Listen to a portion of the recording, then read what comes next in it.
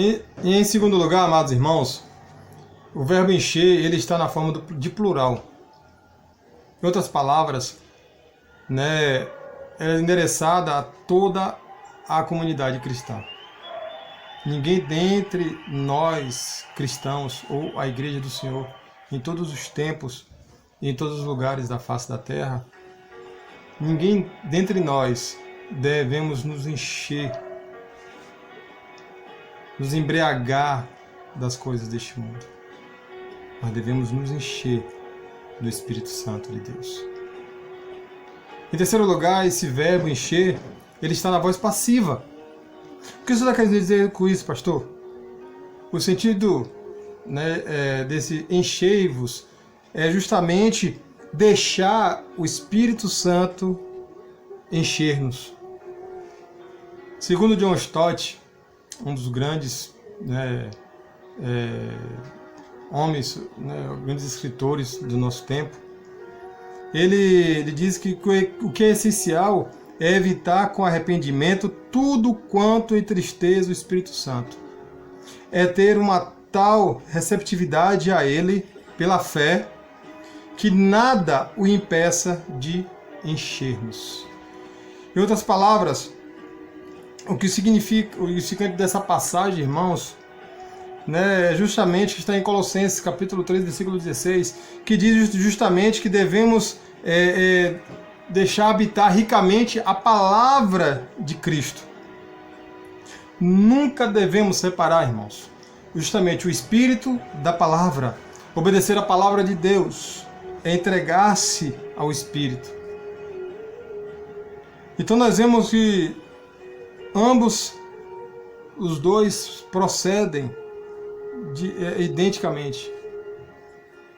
Então, esse está na voz passiva, o deixar-se se encher. Nós somos passivos a isto, né? Deixar nos encher. Assim como é um imperativo, Deus ordena, como está no plural, a toda a igreja, e agora está na voz passiva, ou seja, nos deixar encher pelo Espírito Santo de Deus. Como, pastor? Pela palavra de Deus. Como o próprio Paulo falou em Colossenses capítulo 3, versículo 16.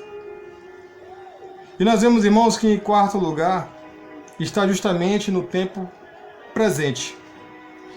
Interessante, meus irmãos, que Paulo ele emprega justamente o imperativo no presente. O que subentende isso, pastor? O que nós entendemos disso, pastor? Que é um ato contínuo.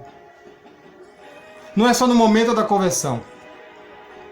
Não é a busca de ser batizado pelo Espírito Santo de Deus, porque eu creio que o batismo acontece no momento que você genuinamente se converte a Deus. O Espírito Santo de Deus começa a habitar em você.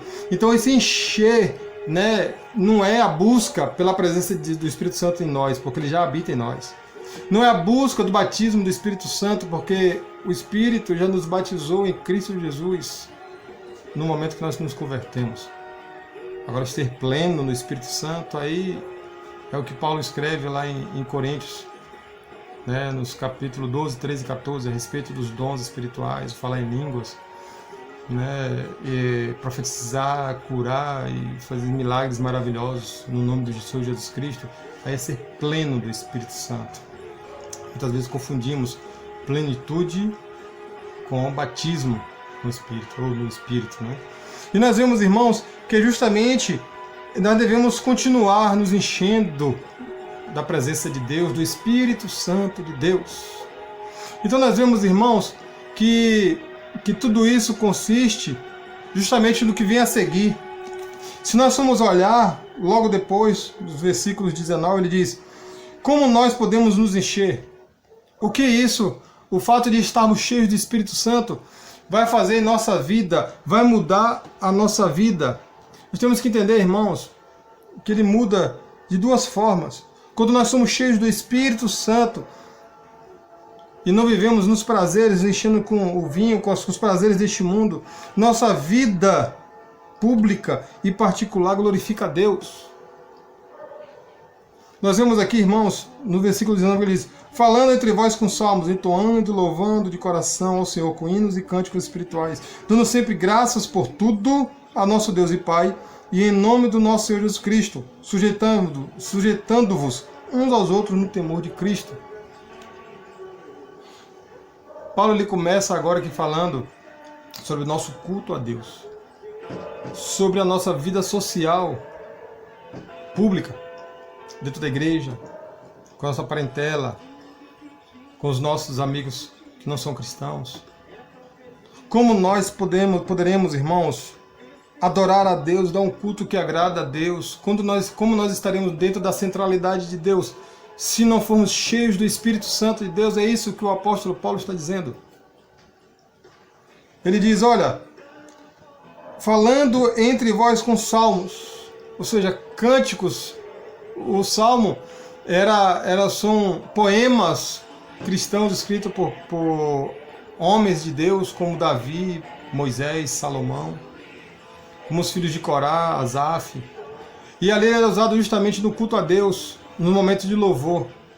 Ele diz, olha, falando entre vós com salmos, ou seja, na palavra de Deus que está escrito, ele continua, entoando e louvando de coração ao Senhor com hinos.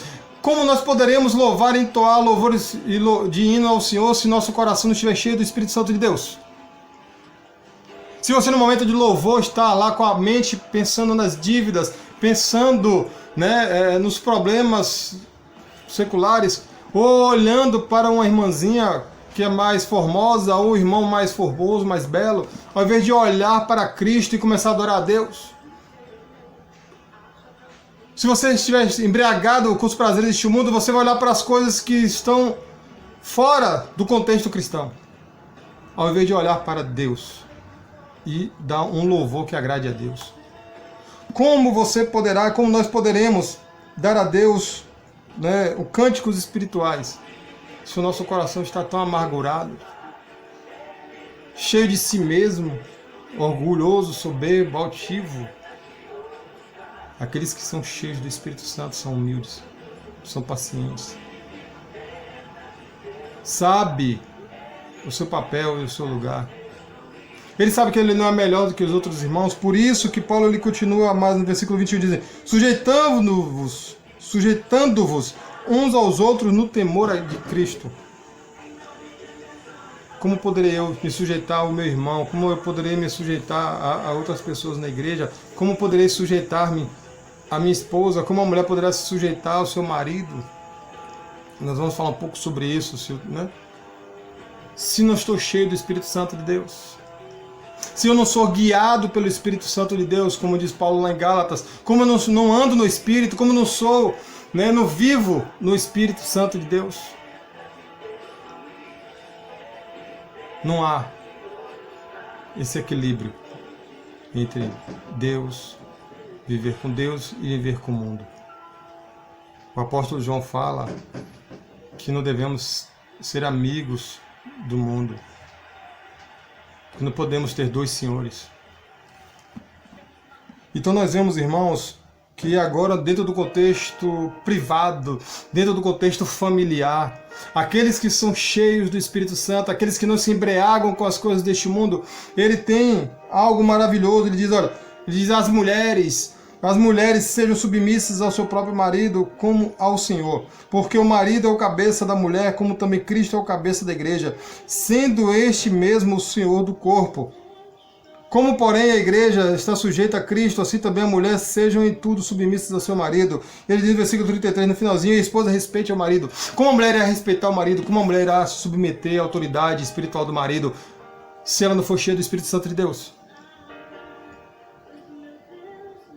Para a mulher entender isto, para a mulher saber o seu papel dentro da família, um papel primoroso, auxiliadora. A mulher, ela ajuda, ela é um dos alicerces do seu marido, da família. Como ela poderá entender o seu papel dentro da família se ela não for cheia do Espírito Santo de Deus? Como ela vai entender que deve respeito ao seu marido, mesmo se esse marido não for um cristão?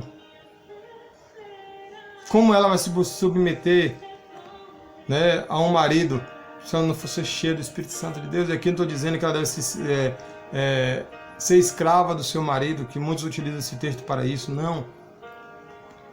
Ela saber que a autoridade da família recai sobre o homem. O homem é o líder espiritual. Se aquele homem não for cristão, recai sobre aquela mulher.